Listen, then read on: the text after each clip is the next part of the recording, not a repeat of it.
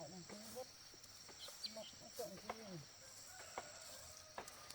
lọc cỏ nữa.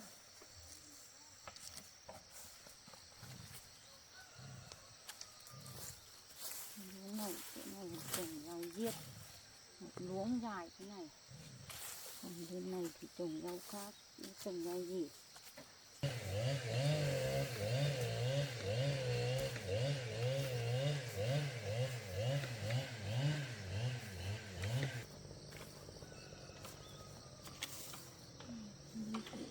Qua lấy nhiều hôm nay vẫn còn lấy này, âm này.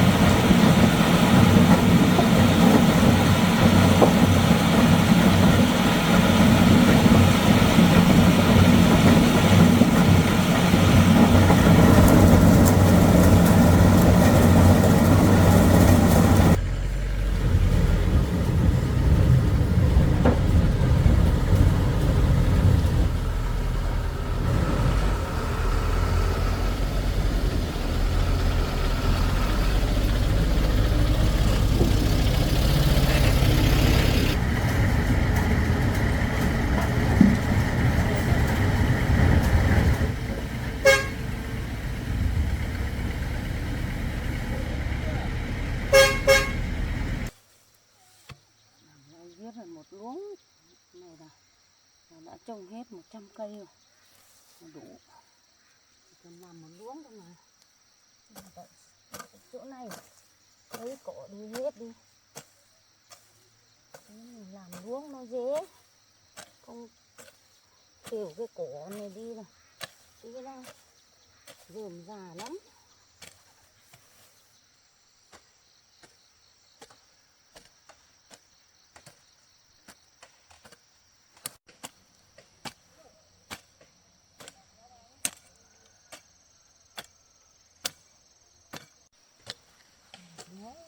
Luống trồng 3-4 hàng là đủ, có 100 cây thôi này, trồng bao nhiêu đó, vẫn thẳng hàng cái này là được.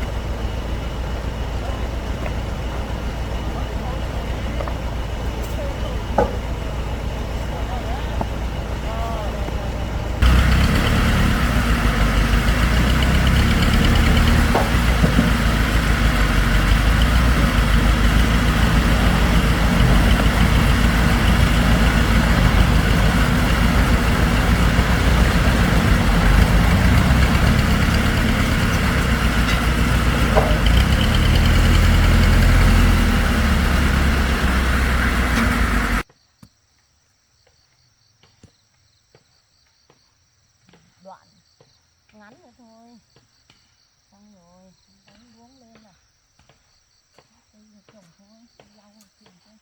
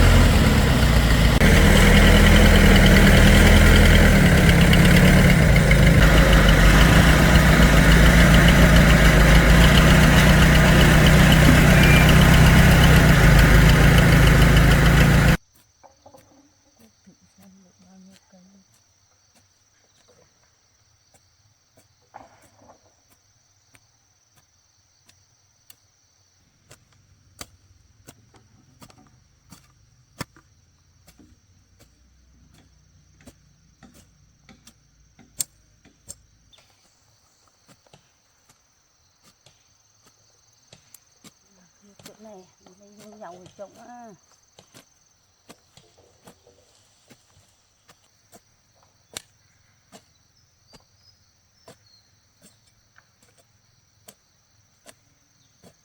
Thôi giống dầu để đặt hết vào trong cái đồ trồng.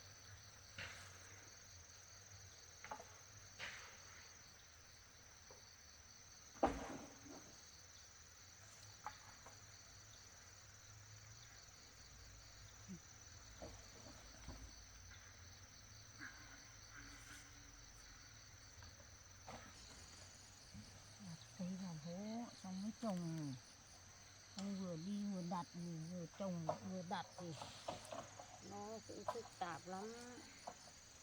Vừa đặt đi trước rồi nó trồng cho nó dễ.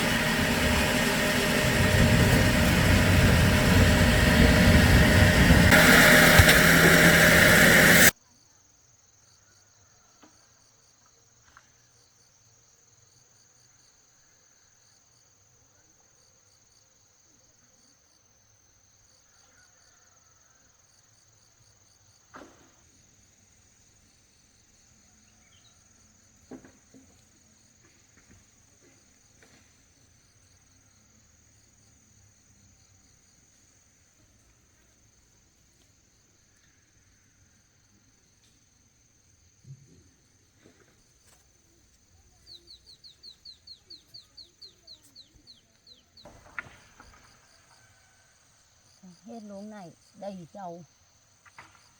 Ngồm to nó lớn lên thì thoải mái thì chợ bán.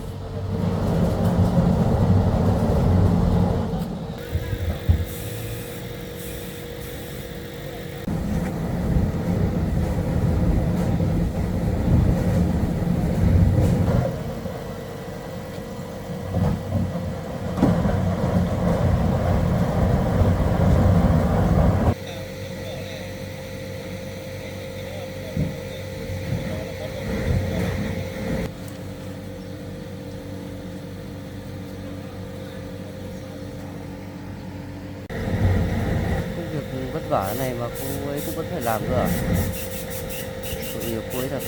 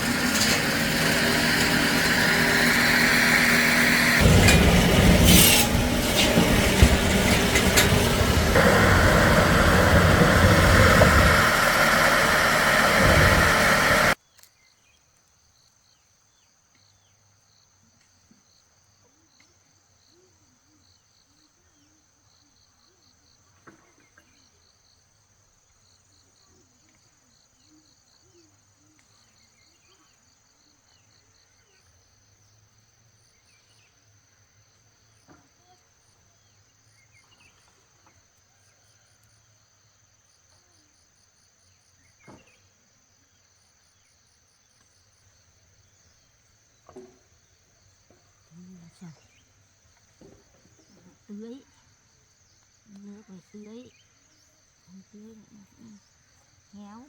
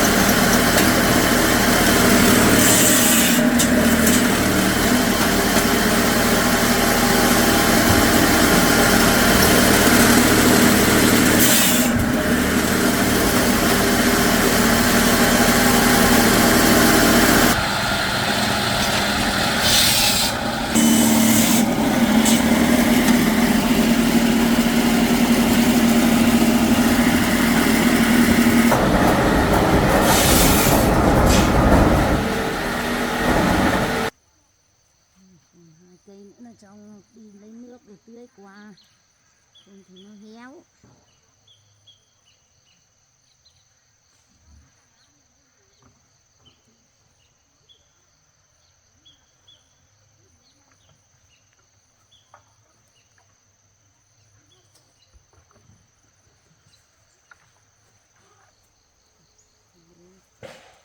Nước tưới qua.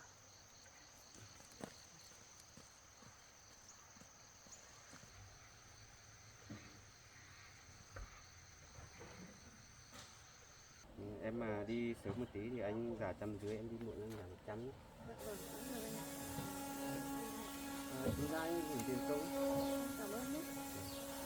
Anh về sau nhé, em về chơi.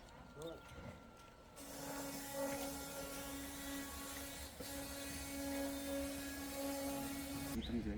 Vâng vâng.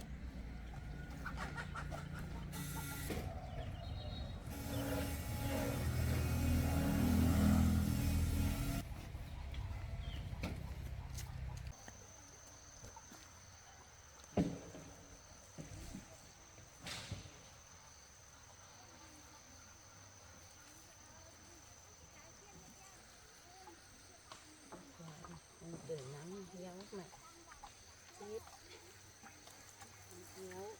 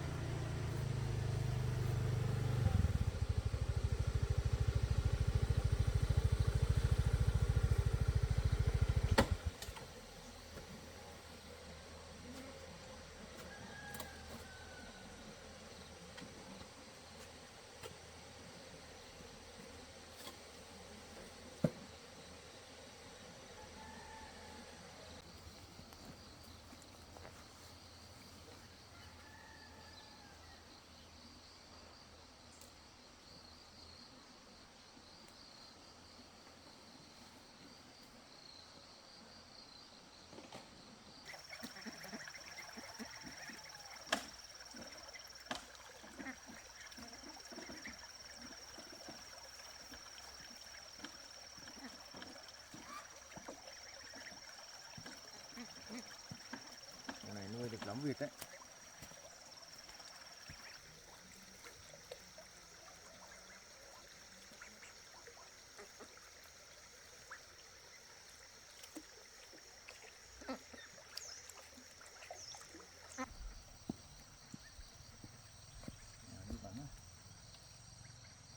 Bà tưới rau bà ơi. Nay mới mình về nhà thôi à?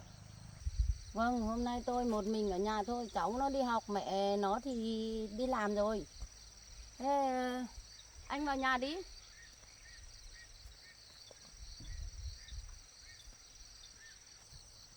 Dạo này trồng được nhiều rau đấy nhỉ? Lâu lâu không vào. Vâng, tôi cũng không biết trồng cái gì, thì chỉ có trồng rau thôi, trồng được mai đi bán, được đồng nào hay đồng đấy. Cái giống hành này nó có hai loại, phải cái hướng kia tốt nhỉ? Đúng rồi, có hai loại ấy, hai loại mà. Rau này có vẻ hơi sâu đấy, mình chắc cũng phải tìm cách để xử lý thì cây mới phát triển được. Này. Thế em Mộc đi làm từ sáng hả bà? Vâng, từ sáng thì thấy nó đi rồi, chả biết nó đi bán hàng hay là đi đâu. Lâu lắm không thấy anh vào chơi, chắc bận nhiều việc quá. Vâng, cháu thì cũng nhiều việc, với lại trong này cũng không có xảy ra chuyện gì, nên là cháu cũng không cần phải vào. Đến gặp con dâu tôi à? Vâng, cháu đến gặp Mộc nhưng mà không nhà thì thôi, bà nhà cháu nói chuyện thì. Thế anh vào nhà đi. Vâng.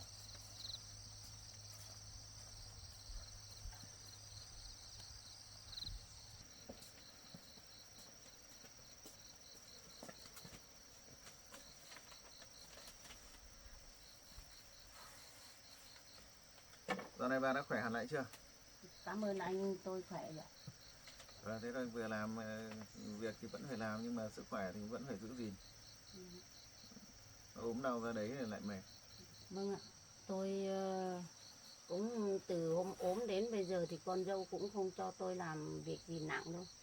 Toàn ở nhà loanh quanh vườn, trong vườn này thôi, với lại chăn gà, chăn vịt thế thôi. Vâng, thế thì bà không hộ được làm những cái việc gì nặng như thôi, loanh quanh xẻ cỏ, trồng một tí rau rồi tưới rau. Đỡ đần được cái phần đấy là cũng tương đối đỡ được cho cô ấy nhiều việc rồi. Rồi thấy ngoài kia có đàn vịt đấy của nhà mình.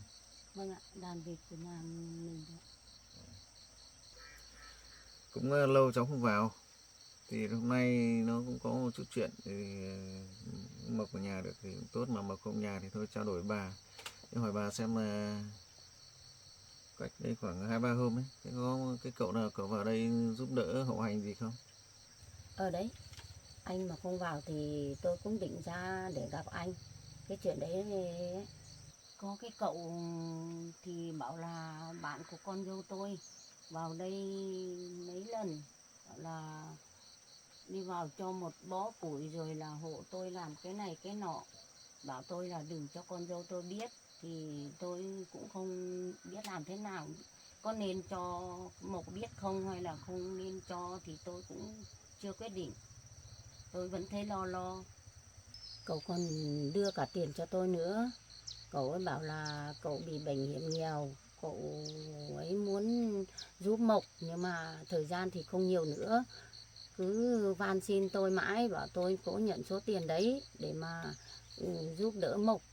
Nó đưa cho 3 triệu ấy, tôi vẫn cất trên nhà ấy, tôi không dám cho cái Mộc, mà cứ bảo tôi giấu cái Mộc thì tôi cũng nghĩ ngại quá, không biết làm kiểu gì được. Vâng, hôm nay cháu vào cũng là cái chuyện đấy. Thật ra là cái cậu này là không phải là bạn của Mộc đâu, mà cậu là người mà ngày xưa đã gây ra cái chuyện mà khiến Mộc phải mất trí nhớ ấy. Khiến cho mẹ con cô ấy phải chịu cắt ấy. Thế à? Thế cậu này là tội phạm à? Nguy hiểm nhỉ? Cậu này mà dám làm cái việc tày đình như thế á? Sợ thật nhỉ? Thế nó còn bảo là bạn Mộc nữa đấy. Không biết nó vào đây định có ý đồ gì, may anh còn vào ấy. Vâng, bà cứ bình tĩnh nghe cho nó hết đã. Và đúng là cái cậu này cậu có gây ra cái việc nó rất là nghiêm trọng, ảnh hưởng đến làm thay đổi cuộc sống của hai mẹ con cô ấy.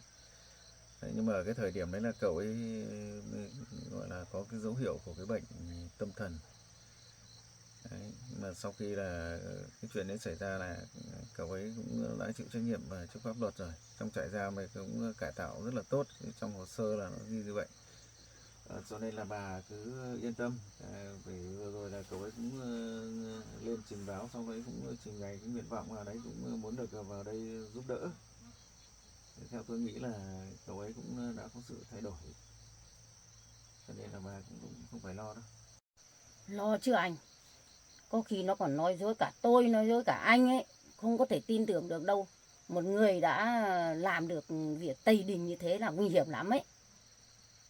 Thôi, cái điều này thì bà cứ yên tâm. Đấy, bọn cháu đã tiến hành xác minh rồi.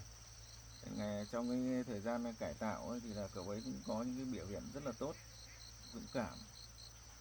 Đặc biệt là vừa rồi nó xảy ra cái lũ lụt lịch sử ấy. Đấy, cậu đấy cũng không quản ngại đến tính mạng của mình để cứu được rất là nhiều các cái phạm nhân khác. Xin nữa là cậu ấy đã mất mạng trong cái vụ việc như thế này, nên là phía trại giam họ cũng đánh giá rất là cao, cho nên là cậu mới được ân xá trong cái đợt ân xá vừa rồi đấy. Vâng, anh nói thế thì tôi cũng phần nào yên tâm rồi. Nhưng mà còn chuyện của tôi thì nếu mà cái Mộc mà biết thì cái Mộc sẽ giận tôi và sẽ trách tôi ấy. Tôi cũng thấy lo lắm. Bây giờ làm thế nào được rồi anh? Cái số tiền đấy anh giúp tôi giải pháp đi. Không thì tôi lo lắm. Trong cái cậu Sa này thì là hôm đấy đến đây cậu cũng trình bày là mong muốn là được âm thầm giúp đỡ. Cậu cũng không muốn cho Mộc biết, vì Mộc biết thì chắc chắn là cô ấy cũng không nhất trí rồi. Đấy, cho nên là cháu bảo bà này thì cũng tạo cho cậu ấy cơ hội để ăn năn hối cải, cậu cũng thay đổi rồi. Cái số tiền đấy thì có thể là bà cũng dùng để chi tiêu việc của gia đình cũng được, hay là làm gì cũng được. Đấy, còn cái chuyện mà bà giấu thì thôi cứ để mai kia cháu vào nếu Mộc nhà thì cháu sẽ khuyên bảo cô ấy. Bởi vì là tình hình chú với cậu này cháu nghĩ là cậu khả năng cũng mắc cái bệnh gì đấy là nó cũng rất là nguy hiểm. Theo như cậu ấy nói với bà là thời gian nó cũng còn nhiều, thôi thì cũng gọi là mình cũng cho cậu ấy hoàn thành tâm nguyện. Thế mai anh cố gắng lựa lời nói với con dâu tôi nhé. Để tôi yên tâm. Không thì tôi cũng thấy lo lắm ấy. Vâng, thôi được rồi, thế thì để ngày mai hoặc ngày kia cháu lại vào.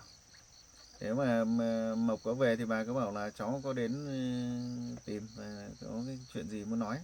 Dạ. Thôi thì bây giờ bà làm việc tiếp đi. Vâng. Cháu xin phép nhé. Vâng, vâng.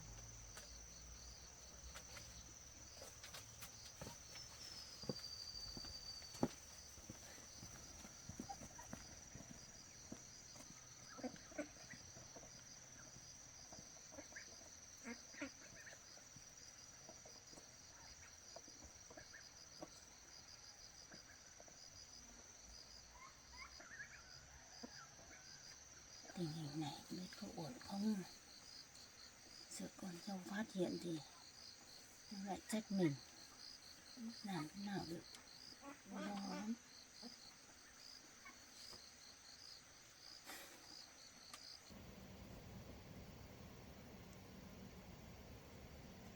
Nhà rồi. Đi sớm nha. Chắc ông bà làm cái cổng rào cho mình rồi đây này.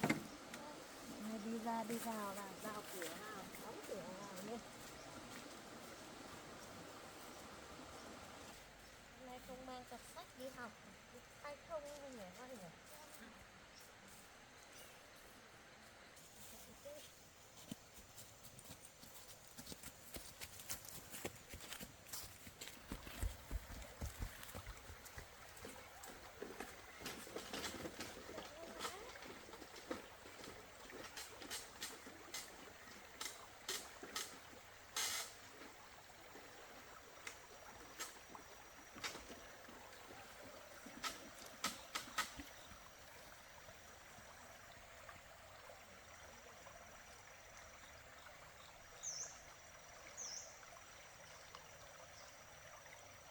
con cởi áo ra đi cho nó mát.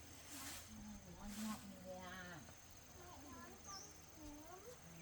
Học về không chào bà. Sớm nè.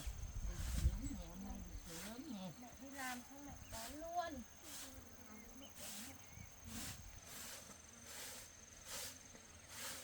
Bà sáng hôm nay bà ở nhà bà trồng rau cho con rồi à? Mẹ trồng rồi. Cái con héo là không rồi. Trồng xong rồi. Sáng nay mẹ làm cái luống dài xong là trồng hết rồi, trồng xong mẹ tưới rồi. Vâng, thế chắc là không héo được đâu. Vào chơi đi nhá. Để mẹ dọn dẹp nhà cửa đã.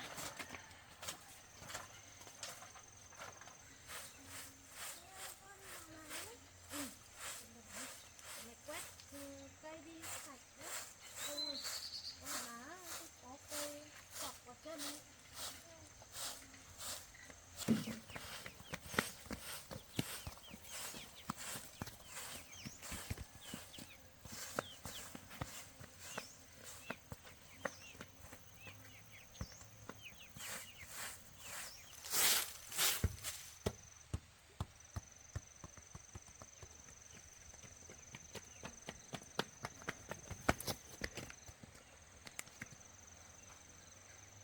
Cái anh lúc nãy làm cùng mình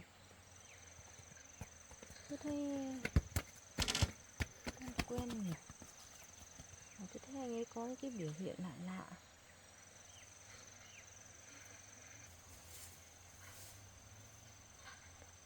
Thế anh ấy cũng bịt hết mặt, chả nhìn thấy mặt, không biết là có phải người quen hay không. Nếu người quen thì sao anh lại không nói chuyện với mình?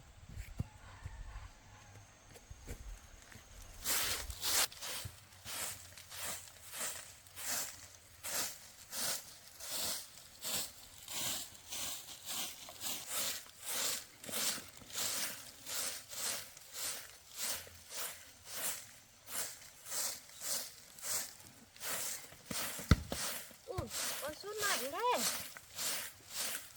khỏe thế.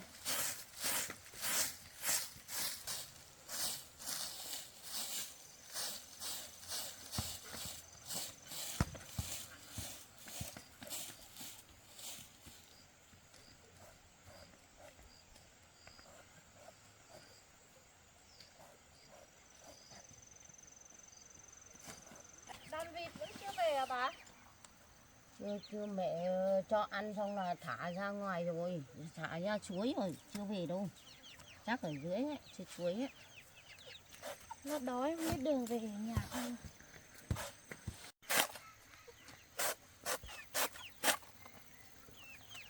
Bà ơi, Dạ. bố đi làm mấy ngày rồi, sao con không thấy bố về? Bố đi làm mấy ngày rồi, chắc cũng sắp về rồi. Hả? Con nhớ bố lắm à. Vâng, Thì bố cũng chắc sắp về rồi. Nhá. vâng. Thế bà làm gì đấy? Bà đang thái chuối để cho con vịt nó ăn. Mẹ con đi tìm rồi. Dưới chuối ấy, tìm để xong bà thái này chuối xong bắt đầu trộn với cám cho vịt ăn nhá. Bà về đấy.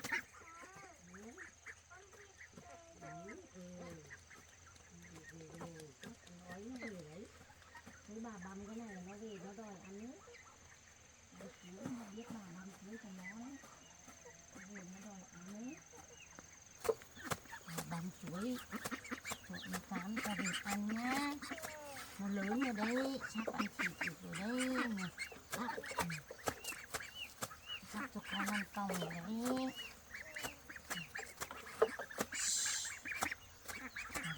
Nước cái trộn cho bà. Đấy.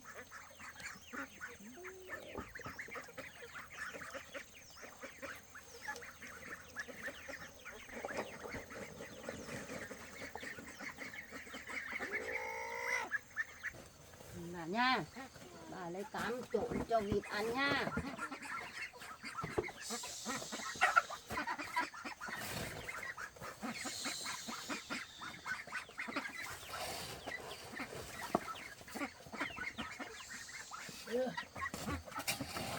Ăn vui, ăn vui. Nào, nào, nào, nào, nào. nào.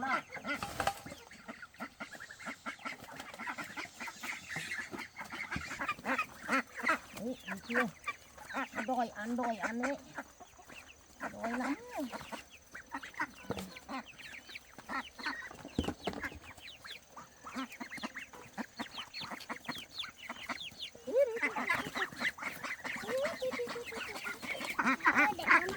Thôi vỗ bằng nhé. Đấy. Rồi bằng này thôi. Đấy. Con ra, xe ra cho nó.